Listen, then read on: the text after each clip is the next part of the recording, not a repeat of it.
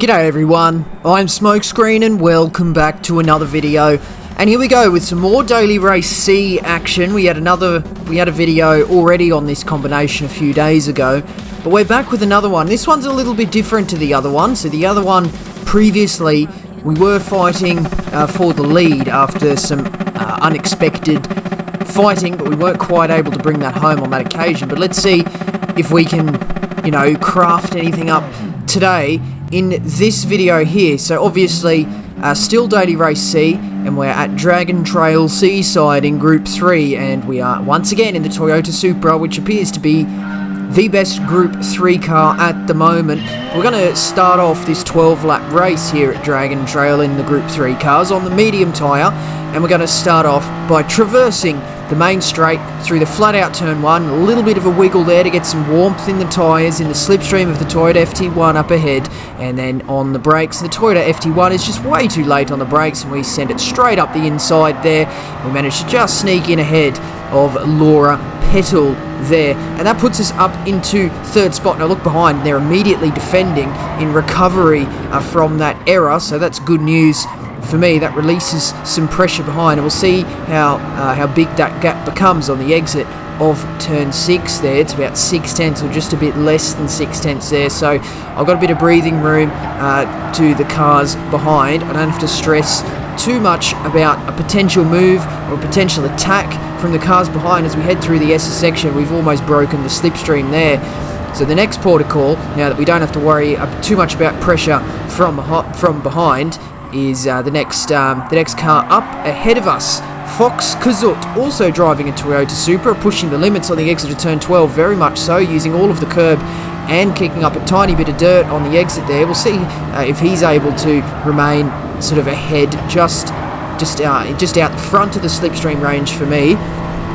Chicane of Death again. I think it's interesting to see anybody in the back of the grid, see if they get caught out by the Chicane of Death. I think everyone's actually got through there cleanly. So now the attention is firmly cast on Fox Kazut.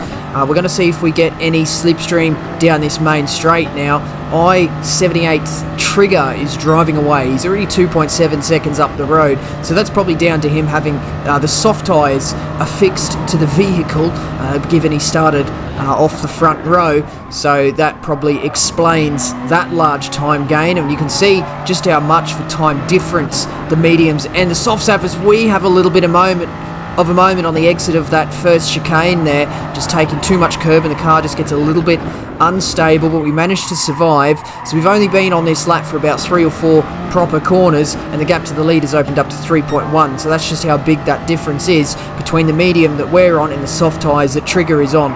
But now we're definitely looking at the gap between myself and Fox Kazut as it's closed down to 8/10. So even though we've had, a couple of little moments on the beginning of this particular lap, that gap's actually changing in my favour. I'm going to be in the slipstream range very shortly. It'd probably be very handy if I could just about get into the slipstream after the Chicane of Death. Yes, after, because I don't really want the dirty air in particular through the chicane, because that just means the car is more likely to understeer and therefore hit one of the barriers. But we're 8/10 behind as we head through here. A little bit of a safety tap on the brakes just to slow the car down, as I don't think I quite had the trajectory correct, and unfortunately I think Fox Kazut has managed to get through there without a penalty, and that gap remains at 1 second. But what markers are we using? How are we getting the Toyota Supra around this track as Fox Kazut runs very wide off the final turn?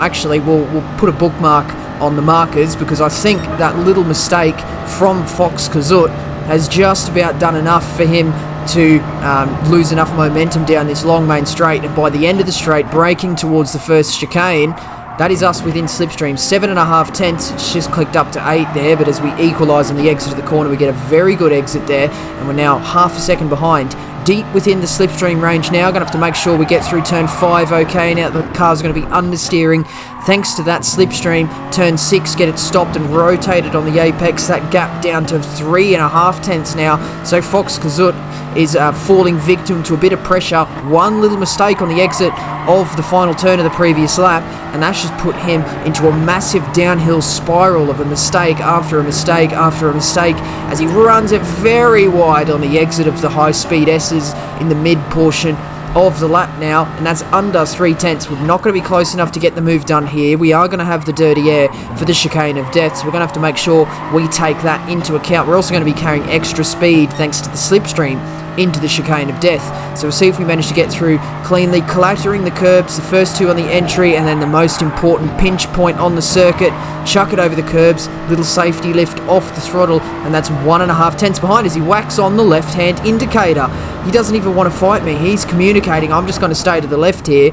You can send it up the inside, and that's exactly what I do. So Fox Kazut has not had the best of laps there. We'll see what my particular lap time is. The previous lap there, a 37.9. We'll see sort of how close this lap is in comparison to that 37.9. It's only a 37.7 that particular time, so I only went 2 tenths faster, but Fox Kazut lost about a second, probably even some more. We just go slightly defensive into turn 1 on this occasion. Not quite sure whether exactly I can trust him just yet not to fight me, so I did go defensive there, but I think he backed off and just gave me a little bit of breathing room, and that to me has communicated that he wants to work together. Unfortunately, I make this mistake, just grazing 2 wheels on the grass in the entry to turn 5 there, and I don't want to now begin to be that driver that makes mistakes as soon as someone lets me go in front of them. I really don't like when I do that, but it does appear to be a problem that I have. But let's see if we can calm it down, recollect, and just compose ourselves once again, and see if we can start lapping consistently here, because it's going to be really important. This is going to be a telltale sign in this race. Is Kazut going to actually go for the move here? Because he definitely had the opportunity to go for it. No, he backs off, just lifting off the throttle early, giving me some breathing space into the braking zone so I don't end up going defensive.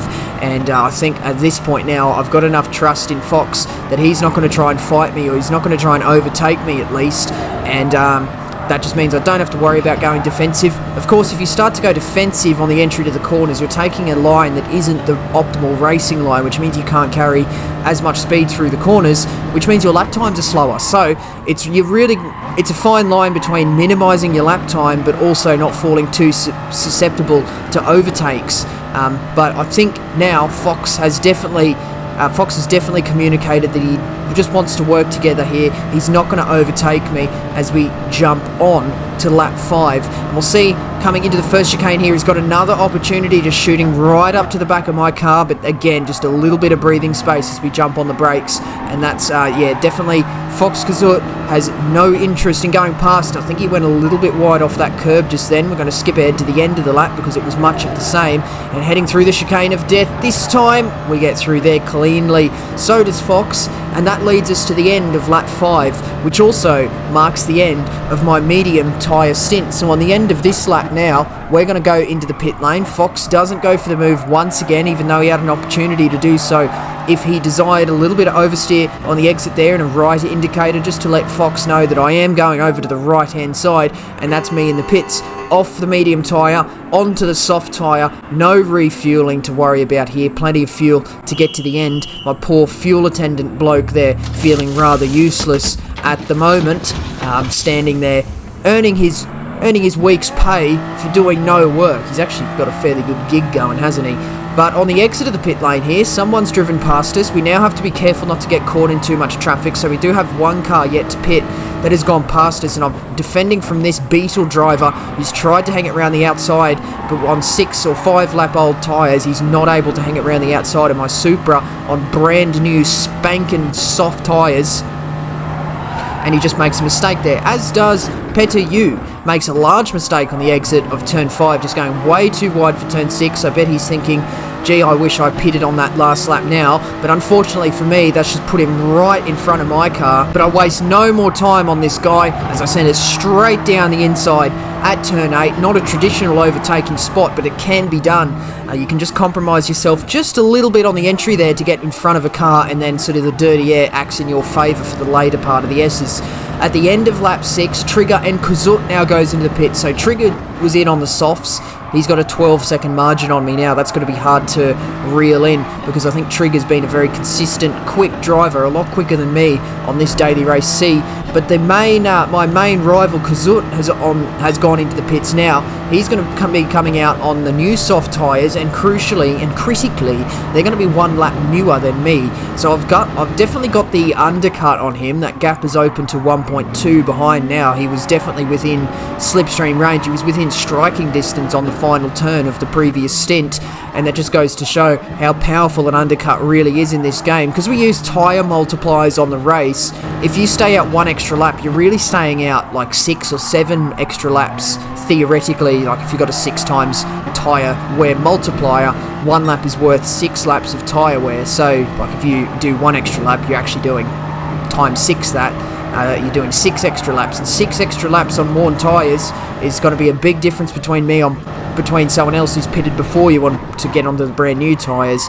And even that 1 extra lap of tyre wear means Kazut is able to close that 1.2 second gap down to 3/10 in 1 lap. And we'll see what my lap time is here, because maybe I put in a particularly poor lap. It's a 37.0, which is half a second, or actually way more than half a second. It's about 7/10 quicker than what I was able to do on any other lap in my other stint. So yeah, definitely I'm making the most of the soft tyres, but Kazut is just doing a better job. Massive lag spike there. That may have been hard to detect, but the game like slowed down and then sped up for a split second as we've dropped down to 18 players left in this lobby as opposed to 19. Kazut looks up the inside last minute at turn 6. Slight bit of overlap there, but he wasn't alongside at the point in which we turned into the corner. He's kind of just threw the car up the inside now that we've made our pit stop, and now that we're getting closer to the end of the race. I think Kazut has switched his mindset from working together with me to now getting in front of me, because it's it's quite clear to me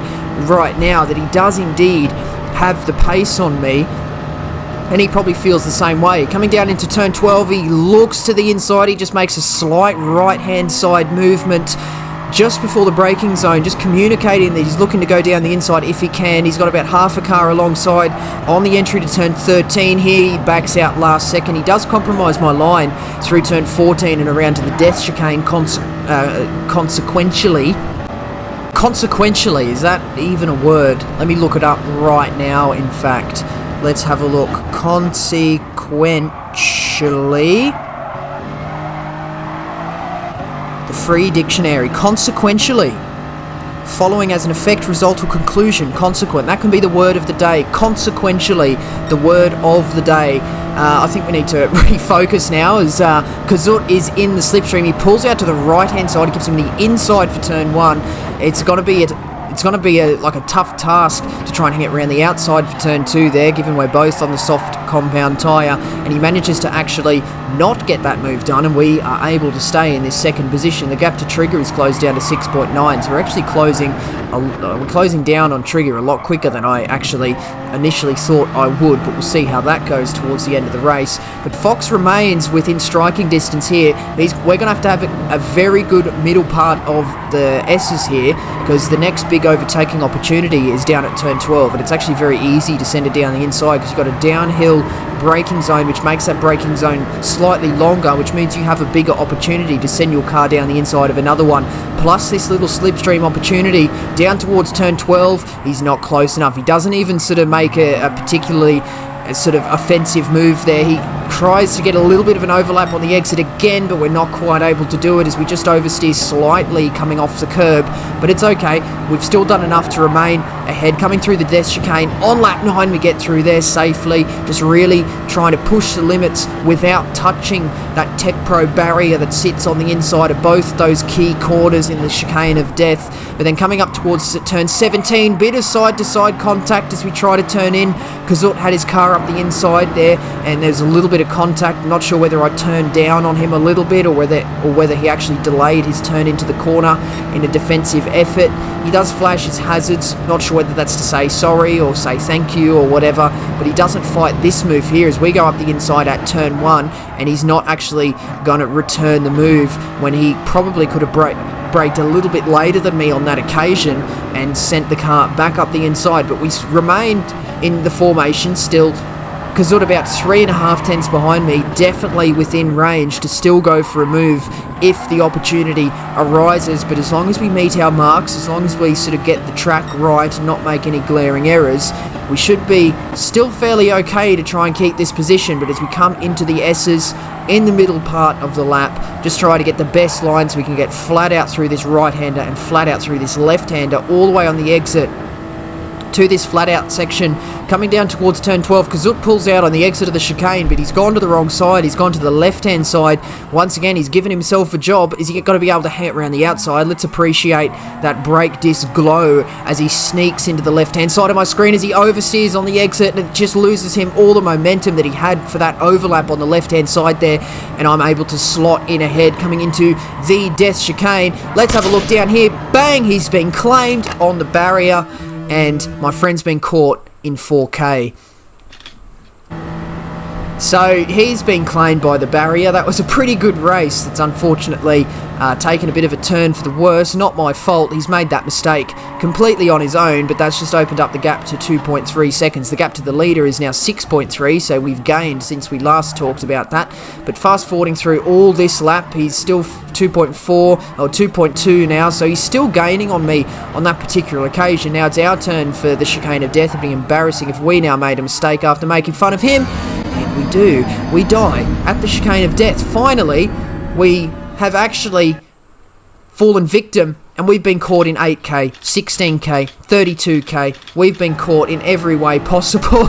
We've made fun of Fox Kazut for binning it, and now we've done exactly the same.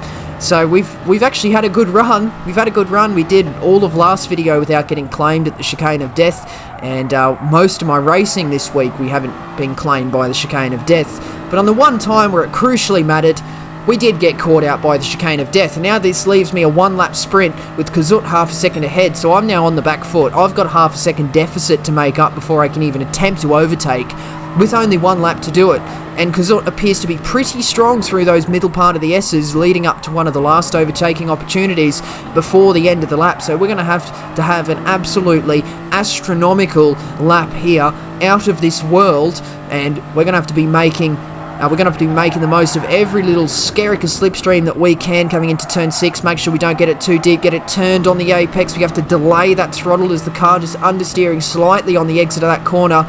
We've closed that gap from half a second down to about 2.5 tenths at this stage. A little bit of dirty air here, and Fox Kazut is able to just gap us by about 2 tenths on one little corner in the S's. He's compromised for this last left-hander, taking it very narrow. He would have had to feather the throttle there, evident by the fact that this gap has closed down from 4 tenths down to less than 2, less than 1, as he defends to the inside. We're going to look around the outside. Let's see if we can do what he wasn't able to do on me a couple of laps ago, trying to get on the power, but at this late stage in the race, the soft tyres just can't respond to my inputs, and it's not safe to try and stick around the outside there. I had to back out, otherwise we both might have crashed at the chicane of death, and we would have ruined both our races there. Getting through there, my car just gets too unstable as the front end just lifts up into the air as we clatter that last curb, and last final run down to an overtaking opportunity. We're going to make him go defensive and see if we can get an undercut on the exit. He has opened up the apex for us. We're going to try and get the car rotated and just basically push and squirt the car out of the corner,